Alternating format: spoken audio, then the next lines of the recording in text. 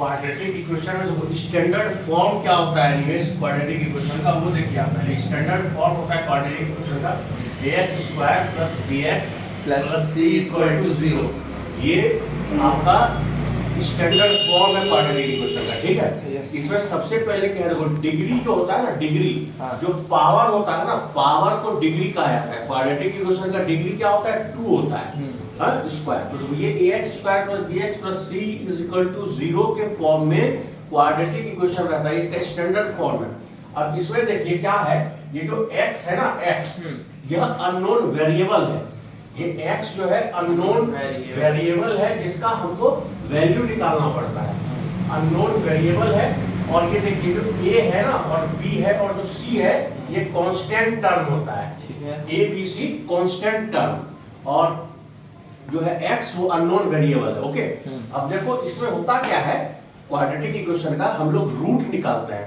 Root क्या होता है, रूट का मतलब होता है कि value of this unknown variable for which the equation is satisfied, यानी कि आप वो वैल्यू पुट कीजिए x का जिससे कि आपका क्वाड्रेटिक इक्वेशन का जो है वो उसको सेटिस्फाइड करे, उसका वैल्यू आ जाए। जैसे मान लीजिए कि सपोज x² + 3x + 6 = 0 दिया हुआ है, ठीक है। तो आप x का कुछ वैल्यू ऐसा रखिए, मान लीजिए 2 - 2 3 जो भी, तो वो रखने के बाद इस इक्वेशन का वैल्यू मेरा 0 आना चाहिए, तो उसको हम लोग रूट कहते हैं। तो देखो रूट का जो है ना फॉर्मूला क्या होता है, उसके ऊपर ध्यान दो। रूट का फॉर्मूला क्या होता है, अच्छा उसके पहले देखो, उसके पहले आपको ये बता दें कि ax² + bx + c = 0 जो क्वाड्रेटिक इक्वेशन है ना, इसमें हम लोग पहले क्लास 9 तक देखो मिडिल टर्म स्प्लिट मेथड से निकालते थे, लेकिन क्लास 10th में आपको इसका डायरेक्ट फॉर्मूला है कि x का वैल्यू निकालने के लिए x = होता है -b ± √b² - 4ac / 2a। देखो यहाँ पे हम प्लस माइनस लिखे हैं ना बीच में, प्लस माइनस क्यों लिखे हैं, क्योंकि किसी भी क्वाड्रेटिक इक्वेशन का दो रूट आता है ना, एक पॉजिटिव एक नेगेटिव, इसलिए प्लस माइनस लिखने का।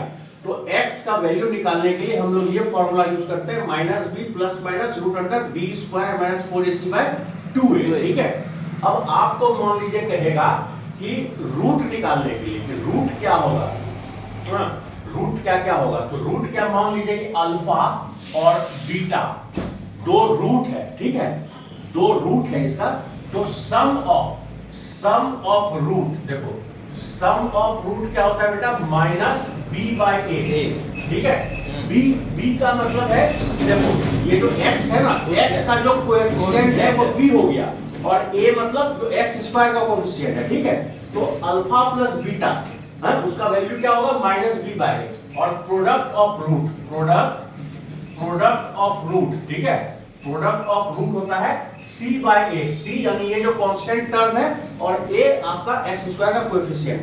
तो आप ये सम ऑफ रूट है ना, आप इसको क्या लिख सकते हो, अल्फा प्लस बीटा, और इसको क्या लिख सकते हो, अल्फा * बीटा। आई बात समझ में, यानी अल्फा प्लस बीटा क्या हो गया, -b/a, और अल्फा * बीटा क्या हो गया, c/a, ठीक है। तो इस तरह से आपका एग्जाम में जो क्वेश्चन आएगा ना, वो आएगा इसमें बेस्ड कि सम ऑफ रूट निकालिए, सम ऑफ रूट क्या होगा, प्रोडक्ट ऑफ रूट क्या होगा, ठीक है। और दूसरी बात जो इंपॉर्टेंट एक टर्म है वो ये है, आपको तो जो है सो आपको फायदा होगा। देखो इसमें आपको क्या पूछेगा, इससे रिलेटेड एक और क्वेश्चन जो इंपॉर्टेंट क्वेश्चन आएगा बेटा, वो ये आएगा कि रूट का आपको क्वालिटी बताना, कैसा रूट है, इक्वल रूट है, अनइक्वल रूट है, कैसा रूट है। तो उसका फॉर्मूला होता है, उसके लिए ना आपको डिस्क्रिमिनेंट का जो है सो वैल्यू निकालना पड़ता है। डिस्क्रिमिनेंट बोलते हैं d, देखो d जो होता है ना, d उसका वैल्यू क्या होता है,